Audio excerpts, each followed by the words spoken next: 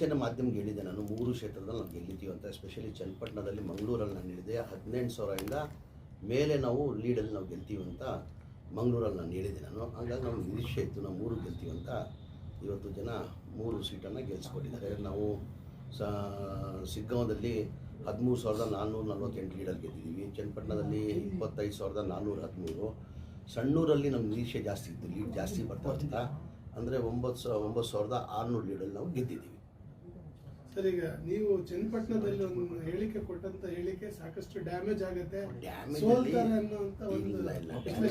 ಅದು ಯಾವುದು ಡ್ಯಾಮೇಜ್ ಆಗಲ್ಲ. ನಾನು ಮೊದಲೇ ಬಾರಿ ಏನು ಹೇಳಿರಲಿಲ್ಲ. ಅದು ಭಾಳ ಸತಿ ನಾನು ಹೇಳಿದ್ದೀನಿ. ನಾನು ಲೋಕಸಭಾ ಚುನಾವಣೆದಲ್ಲೂ ಹೇಳಿದೆ. ನಾನು ಅದಕ್ಕಿಂತ ಮುಂಚೆ ಬಸವ ಕಲ್ಯಾಣ ಉಪಚುನಾವಣೆದಲ್ಲೂ ನಾನು ಹೇಳಿದೆ. ನಾನು ಮುಂಚೆಯಿಂದ ಹೇಳ್ಕೊಂಡು ಬರ್ತಾ ಇದ್ದೀನಿ. ಈ ಬಾರಿ ಏನು ಮಾಡಿದ್ರು, ಮಾಧ್ಯಮದಲ್ಲಿ ಸ್ವಲ್ಪ ಹೈಲೈಟ್ ಜಾಸ್ತಿ ಮಾಡಿಕೊಂಡ್ರು.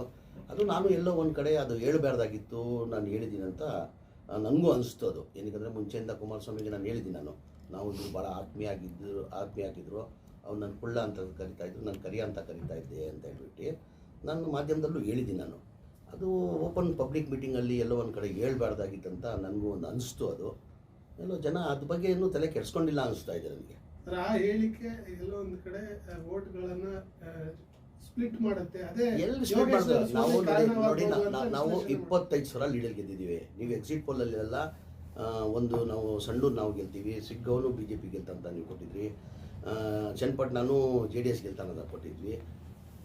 ನಾವು ಒಳ್ಳೆ ಲೀಡಲ್ಲೇ ಗೆದ್ದಿದ್ವಿ. 25,000 ಅಂದರೆ ಕಡಿಮೆ ಅಂತರ ಇಲ್ಲ. ಅವರು ನಿಖಿಲ್ ಕುಮಾರಸ್ವಾಮಿ, ಮಾಜಿ ಮುಖ್ಯಮಂತ್ರಿ, ಮಾಜಿ ಪ್ರಧಾನಿ ಅವರೆಲ್ಲ ಪ್ರಚಾರ ಮಾಡಿ ಅವ್ರು 25,000 ಅಂತರದಲ್ಲಿ ಗೆಲ್ಲಬೇಕಾದ್ರೆ ಅಷ್ಟು ಸುಲಭ ಇಲ್ಲ ಅದು ಅವ್ರ ಮೇಲೆ.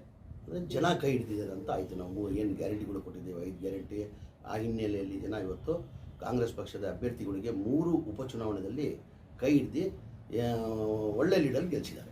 ಸರ್, ಸಿಗ್ಗಾಂವಿ ಸ್ಪೆಷಲ್ ಆಗಿ ಅಲ್ಪಸಂಖ್ಯಾತರಿಗೆ ಕೊಡುವಲ್ಲಿ ನಿಮ್ದು ಮಾತ್ರ ಇಲ್ಲ, ನಾನು ಹೇಳಿದೆ. ನಾನು ಮುಂಚೆಯಿಂದ ಅದಕ್ಕಿಂತ 5 ಸತಿ ಅಲ್ಪಸಂಖ್ಯಾತರು ಕೊಟ್ಟಿದ್ದರು. ಈ ಬಾರಿನೂ ಬೈ ಎಲೆಕ್ಷನ್ ಬರೋದ ಹಿನ್ನೆಲೆಯಲ್ಲಿ ದಯಮಾಡಿ ಅಲ್ಪಸಂಖ್ಯಾತರನ್ನೇ ಕೊಡಬೇಕಂತ ನಾನು ಕೇಳಿದೆ. ಪಕ್ಷ ಅಲ್ಪಸಂಖ್ಯಾತರು ಕೊಟ್ಟು ನಾವು ಗೆಲ್ಸ್ಕೊಂಡು ಬರ್ತೀನಿ ಅಂತ ಹೇಳಿದೆ. ಇವತ್ತು ಜನ ಕೈ ಹಿಡಿದು ಅದು ಸಿಗ್ಗಾಂವದಲ್ಲೂ ನಾವು ಗೆದ್ದಿದ್ದೀವಿ. ಅಲ್ಲಿ ಏನು ಪ್ಲೇಸ್ ಆಯಿತು ಸರ್?